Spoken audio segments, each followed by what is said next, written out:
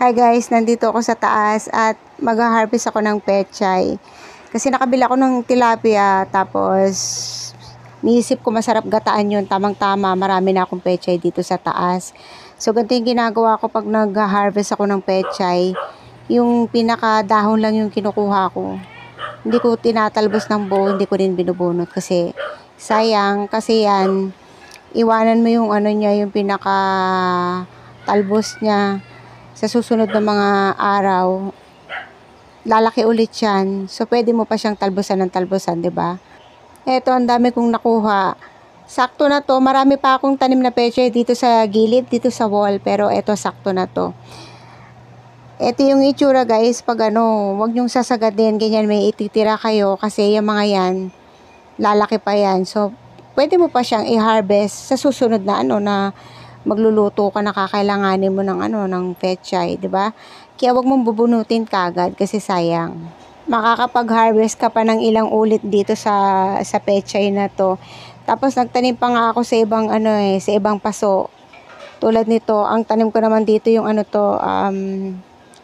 mustasa. Kasi ang plano ko pag namatay na lahat yung pechay, pag natapos na yung season niya, papalitan ko naman.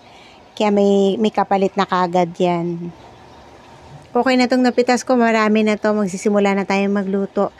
So, eto guys, pagsasabay-sabayin ko na tong garlic, onion at saka ginger, lalagay na natin dito lahat sa kawali. Pagkatapos, ilalagay ko na tong pechay na napitas natin kanina. Naku, ang sarap nito kasi fresh na fresh. Iba talaga pag pag bagong pitas, bagong ani, no? Tsaka maganda lang kasi dito guys, walang chemicals, walang pesticide akong ginamit. So, all natural, no?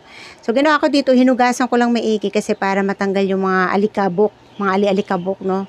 So, yan na, nilagay na natin tong pechay. Pagkatapos, ilalagay ko na rin tong tilapia.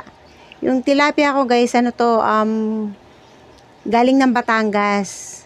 Ito kasi yung masarap na klase ng tilapia, yung kulay itim. Mas malasa, mas malinamnam kesa dun sa kulay puti. Tapos, kadalasan kasi pag ganun, parang lasang, yung sinasabi nilang lasang burak. Yung parang lasang lupa. So, anyway, eto na, nilagyan ko na rin ng black pepper. And then, lagyan na rin natin ng salt.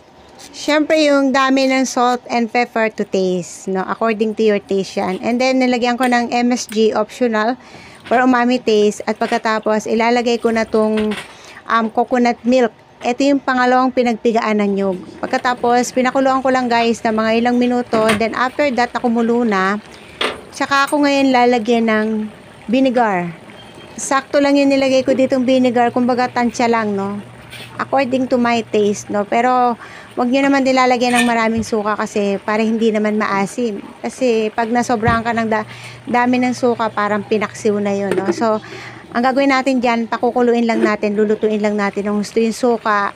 And then, after that, na naluto na yung suka, nilagay ko na itong ceiling green. At pagkatapos, ilalagay na natin yung kakanggata o yung coconut cream. Ito yung unang pinagpigaan ng nyug. Ang apoy natin dito guys, syempre kailangan medium heat lang. Syempre kasi baka masunog yung gata natin, no? Tsaka yung gulay sa ilalim. So, nilagyan ko pa ng black pepper. Kasi gusto ko yung medyo marami-rami yung black pepper para medyo may konting anghang ng konti. And then, pakukuluan na lang natin to sa sa mahinang-mahinang apoy. Hanggang sa maluto yung gata. Hindi ko na tinakpan, hinayaan ko na lang ng ganito na kumulo ng kumulo. Kasi pag may takip guys, sa mangyayari, mamumuo yung gata.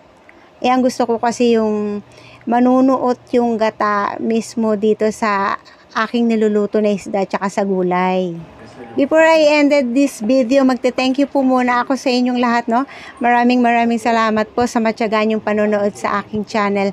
And of course, kung bago ka sa channel ko, baka naman, please don't forget to like and subscribe. And of course, don't forget to click the notification bell for new updates. So there you have it guys. Ito na yung aking ginataang tilapia.